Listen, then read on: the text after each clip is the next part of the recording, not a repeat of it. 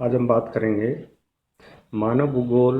और मानव भूगोल में जो पहला क्वेश्चन है उसमें ऑब्जेक्टिव टाइप या शॉर्ट आंसर आते हैं, और एक पार्ट उसमें मैपिंग का आता है, मानचित्रण का।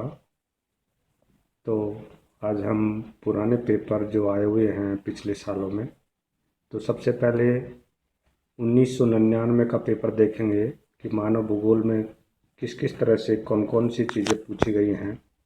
तो 1999 में पनामा नहर के बारे में पूछा गया है। पनामा नहर पनामा देश से गुजरती है। दक्षिणी अमेरिका और उत्तरी अमेरिका के जो बीच का जो भाग है, वहाँ जो अटलांटिक महासागर को प्रशांत महासागर से जोड़ने वाली नहर है, पनामा नहर। दूसरा है उत्तरी अमेरिका के घने बसे क्षेत्र, डेंस एरियाज, बहुत ही जो घनी आबादी वाले या जनसंख्या वाला जो क्षेत्र है उत्तरी अमेरिका का, जो पूर्वी अमेरिका का जो भाग है, मुख्य रूप से जो महान झीलों का जो क्षेत्र है वो इसके अंतर्गत आता है। तीसरा जो है आदि मानव का निवास क्षेत्र। मनुष्य की उत्पत्ति मध्य एशिया से मानी जाती है, और जो मध्य एशिया में मनुष्य की सबसे पहले उत्पत्ति हुई थी, आदि मानव वहीं से ओरिजिन हुआ था। तो क्रेडल ऑफ ओरिजिन मुख्य उत्पत्ति क्षेत्र माना जाता है एशिया। चौथा जो चीज पूछी है बुशमैन प्रजाति का, तो बुशमैन प्रजाति मध्य एशिया से पलायन करके प्राचीन काल में, और ये धीरे धीरे दक्षिणी अफ्रीका तक पहुंच गई। जो दक्षिणी अफ्रीका का जो भाग है वहाँ पर बुशमैन प्रजाति पाई जाती है। विश्व के दो बागानी क्षेत्र। विश्व में बागानी क्षेत्र अधिकतर जो भूमध्य रेखीय क्षेत्र है, भूमध्य रेखा के जो आसपास का जो क्षेत्र है, वहाँ पर सघन वन पाए जाते हैं, सदाबहार वन पाए जाते हैं। वहाँ पर वर्ष भर अधिक बरसात होती है, इसलिए वहाँ पर नारियल के बाग पाए जाते हैं, चाय के बागान पाए जाते हैं, आपके बांस के बागान पाए जाते हैं। ये सारे बागानी क्षेत्र या तो दक्षिणी जो एशिया है उसके जो देश हैं, आपके इंडोनेशिया है, मलेशिया है, थाईलैंड है, यहाँ पर विशेष तौर से बागानी खेती होती है।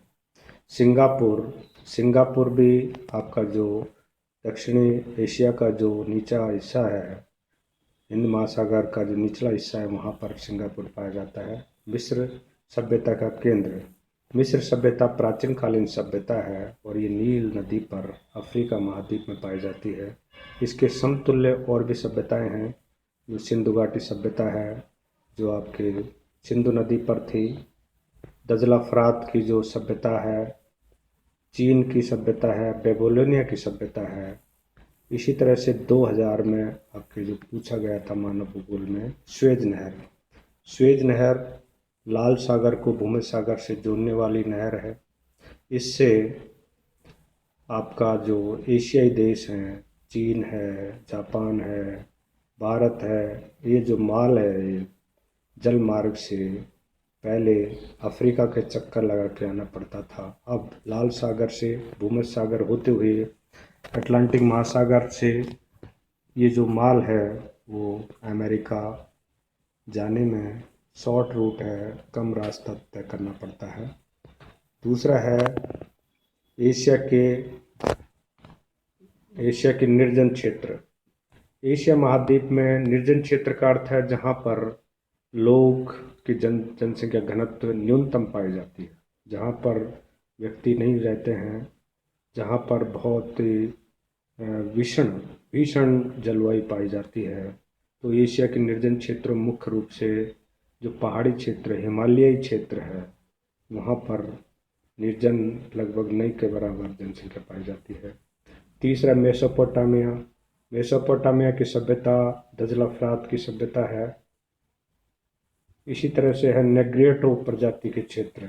नेग्रेटो प्रजाति के क्षेत्र आपके जो हैं वो दिए हुए हैं मैप में।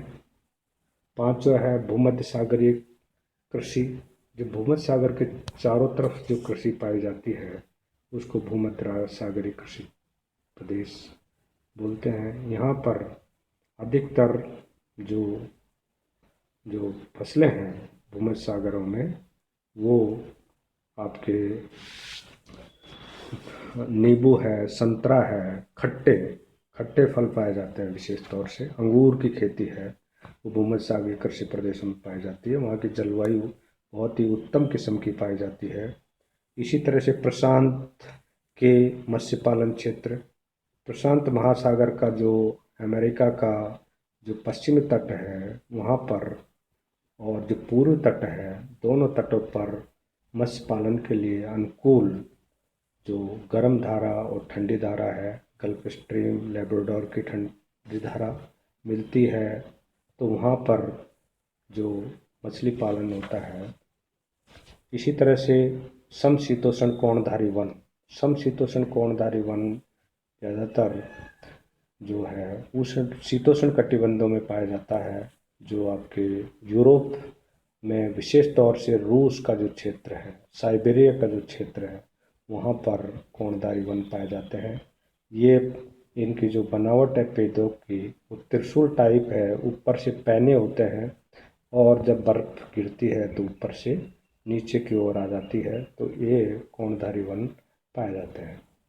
तीसरा जो मैप है वुमेन ज्योग्राफी का 2001 का, इसमें आपको देखेंगे तो पाएंगे कि पहला जो है वो क्वेश्चन में आया था एस्किमो के क्षेत्र।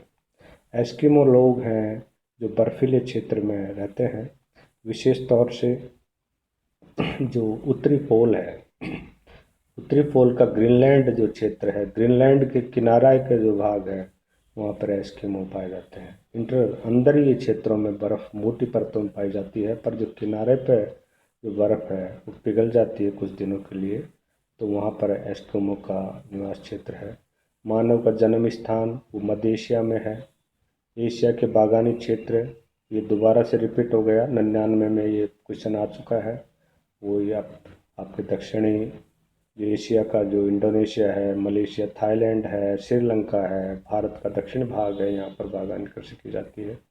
विश्व के दूध उत्पादक क्षेत्र, विश्व के जो दूध उत्पादक क्षेत्र हैं वो विशेष तौर से जो है ऑस्ट्रेलिया में है, यूरोप के जो कंट्रीज़ हैं वहाँ पर है, अमेरिका के जो कंट्रीज़ हैं वहाँ पर विशेष तौर से दूध का उत्पादन किया जाता है।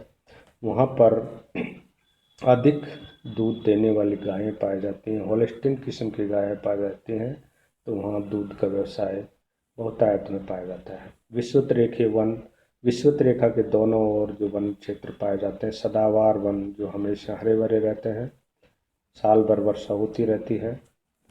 उत्तरी अटलांटिक मत्स्य क्षेत्र, उत्तरी अटलांटिक जो मत्स्य क्षेत्र है वो अमेरिका के पूर्वी तट और यूरोप के पश्चिम तट का जो क्षेत्र है वहाँ पर गर्म और ठंडी धाराएं आकर मिलती हैं, वहाँ पर मत्स्य पालन के लिए अनुकूल भौगोलिक दशाएं पाई जाती हैं।